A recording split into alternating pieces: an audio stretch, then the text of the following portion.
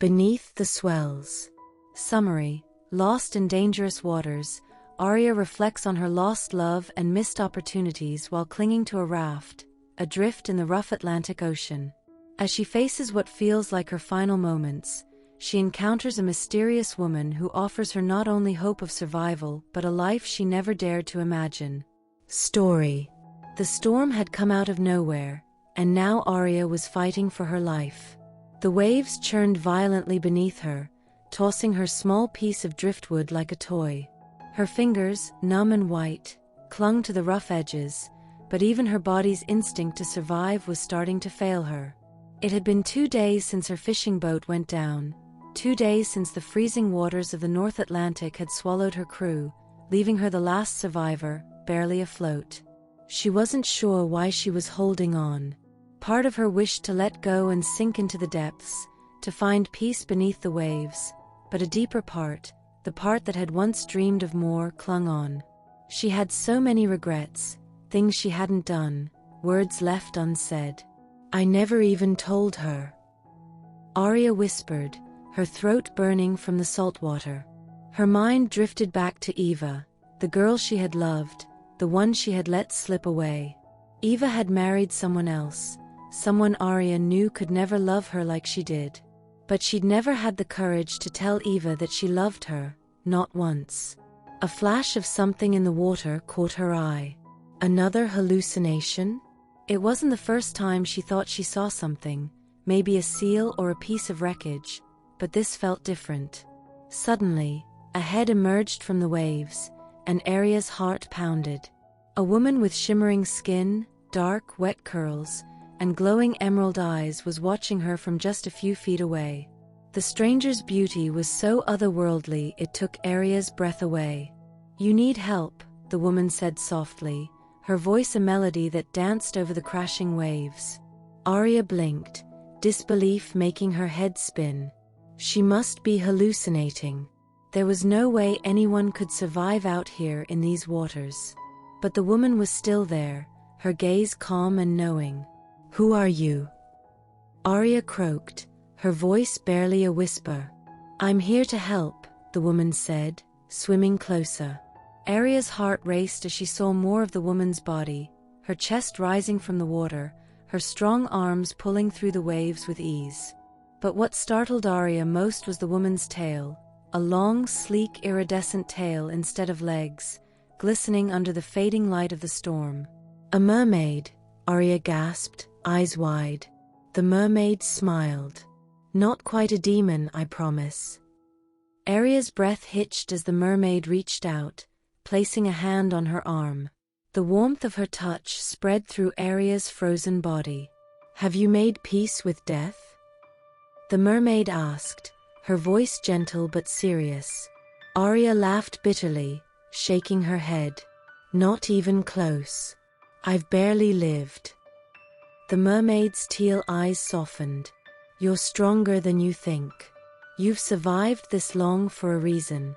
Maybe this is the moment you start living for yourself." Arya's chest tightened, a wave of emotion swelling within her. The mermaid's words hit her hard, especially after years of living under her family's expectations. All her life, she had lived in fear of what others thought, afraid to love who she truly wanted, afraid to admit her truth. "I couldn't tell her," Arya said suddenly, surprising herself. The mermaid's brow furrowed, waiting for her to continue. "Aoife. I was in love with her, but I never told her. She married someone else, and I've been running ever since." The mermaid's lips curved into a soft smile, her fingers brushing Arya's cheek. "You're running no longer." Arya's heart pounded as the mermaid's touch sent warmth through her veins. "I don't know what I'm supposed to do anymore," Arya whispered, tears stinging her eyes. "I'm tired of living a lie." "You don't have to," the mermaid said, her voice like a lullaby. "You can choose to live freely, to love freely. And if you want, I can help you start again. With me." Arya blinked in shock, her heart beating wildly. "What do you mean?" "I can take you with me into the sea," the mermaid said softly, her hands sliding down to grip Aria's cold fingers. "I can transform you. All it takes is a kiss. You'll be one of us, living beneath the waves, free from the expectations of the surface world." Aria's breath caught in her throat. Her gaze flicked from the mermaid's glowing eyes to the stormy sky above. Even if a helicopter found her now, what would she return to? A life of unfulfilled desires, of hiding her truth? The mermaid leaned closer, her lips inches from Aria's. "You have to choose, Aria. Do you want to live, really live, or continue running?" Aria's heart thundered in her chest, and for the first time in her life, she felt a surge of courage. She didn't want to keep running. She wanted to live for herself. She wanted to love freely. She looked into the mermaid's eyes and nodded. "Yes, I want to live." The mermaid's lips curved into a tender smile. "Then kiss me." Aria's heart swelled as she leaned in, closing the space between them. Their lips met, and a surge of warmth exploded through her, melting the cold that had gripped her body. The kiss deepened, and Aria felt herself being pulled into the mermaid's embrace, the warmth of her touch filling her with a sense of belonging she had never felt before. As the kiss lingered, Aria's legs began to tingle. She glanced down in awe as shimmering scales appeared along her skin, spreading up her thighs, her hips, and her torso. The transformation was gentle, but powerful, filling her with a strength she didn't know she possessed. When the kiss broke, Aria was no longer human. She looked down at her sleek, glimmering tail and laughed, a pure, joyful sound that echoed across the waves. The mermaid smiled, taking her hand. "Welcome to your new life." With one last glance at the stormy horizon, Aria took the mermaid's hand and dove beneath the waves, leaving her old life behind, ready to embrace the freedom of the sea and the love she had always deserved. The wind howled around us, but the storm that had once felt so overpowering now seemed distant. My body was changing, the cold and numbness receding like a tide pulling back from the shore, leaving warmth and life in its wake. The mermaid's hands were still on me, her touch sending shivers through my newly sensitized skin. I could feel again, not just physically, but in a way I hadn't felt in years, alive, free, and wanted. She watched me with those radiant teal eyes, studying every flicker of emotion that crossed my face. Her gaze was both tender and powerful, as if she understood everything I had been through without me having to say a word. It made my heart ache with something sweet and unfamiliar. "What's your name?" I asked, breathless. The question felt almost ridiculous given the gravity of the moment, but I wanted to know everything about her, needed to. Her lips curved into a soft smile. "Morella," she said, her voice like the melody of waves lapping against the shore. "And yours?" "Natalie," I whispered, my voice catching. I had never felt so vulnerable, yet so safe, in the presence of anyone. "Morella," I repeated, the name like a beautiful secret I had been given. "Thank you for saving me." She tilted her head, the tendrils of her dark hair floating gently around her as though caressed by unseen currents. "I didn't just save you," she said softly. "You saved yourself by being willing to choose life, Natalie." Her words settled deep into my chest, and I blinked back tears. I hadn't realized how much I had needed to hear that. All these years of living in fear, suppressing who I was, bending to everyone else's expectations. I had thought I was weak, but maybe Morella was right. Maybe survival was more than just staying alive. Maybe it was about fighting for the right to live authentically. Without thinking, I reached out, my fingers trembling as they found her cheek. Her skin was impossibly smooth, her warmth a contrast to the biting cold that still lingered in the air. Morella closed her eyes at my touch, her breath catching as she leaned into my hand. "You don't have to thank me," she whispered, her lips brushing the tips of my fingers. "I was drawn to you from the moment I saw you. I felt your longing. Your heart called to mine." Her eyes opened, and in them, I saw something more than just the otherworldly beauty of a mythical being.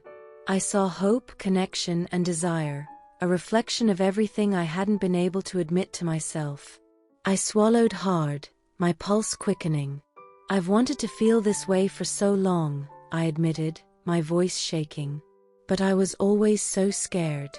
Scared of what people would think.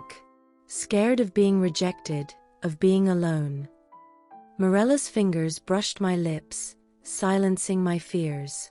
"You're not alone," she said, her voice firm and reassuring. "Not anymore." Our faces were inches apart now, her breath mingling with mine in the salty air. My heart raced, not from fear or uncertainty, but from something entirely new, the thrill of possibility, of the unknown, of love that defied boundaries. I leaned in slowly, almost hesitantly, my lips brushing hers like a whisper. Her kiss was soft at first, tentative and sweet, but as we deepened it, something electric sparked between us. It was like the sea itself had come alive within me. My heart surged with warmth, and the cold, unforgiving world around us disappeared. Morella's arms wrapped around me, pulling me closer, and I melted into her embrace, forgetting everything but the sensation of her body pressed against mine. Her hands moved up my back, tracing patterns across my skin that sent shivers of pleasure through me. I clung to her as though she were my lifeline, and maybe she was, not just to this new world beneath the sea, but to a version of myself that I had longed to embrace. When we finally broke the kiss, I was breathless, my heart pounding in my chest. Morella gazed at me with a mix of wonder and tenderness, her eyes soft but bright. She cupped my face in her hands, her thumbs brushing away the tears I hadn't realized were falling. "You're beautiful," she murmured, her voice low and intimate. "Inside and out, Natalie. You deserve to be loved for exactly who you are." I closed my eyes, letting her words wash over me like the tide. For the first time in my life, I believed them. We floated together for a long moment, the storm forgotten as the ocean gently rocked us. Morella rested her forehead against mine, her breath steady and calming. I could feel the connection between us deepening, a thread of something unspoken but undeniable tying our hearts together. "Come with me," she whispered, "to my world, where you can be free. Where no one will tell you who you have to be or how you have to love. You don't have to hide anymore, Natalie." I opened my eyes, searching her face. There was no pressure, no urgency in her voice, only an invitation. A chance at something more, something real. I thought of my life back on land, the expectations, the weight of judgment, the unspoken rules I had lived by for so long. And then I thought of this moment, here in Morella's arms, feeling more alive and free than I ever had before.